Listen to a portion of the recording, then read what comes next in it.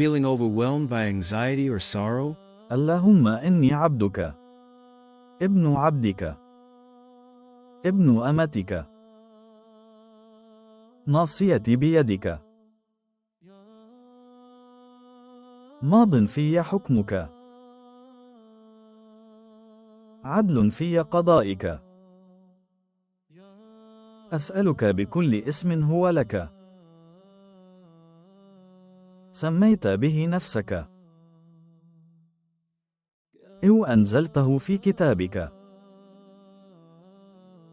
أو علمته أحدا من خلقك، أو استأثرت به في علم الغيب عندك، أن تجعل القرآن ربيع قلبي،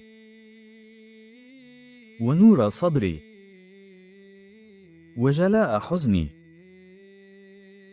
وذهاب همي.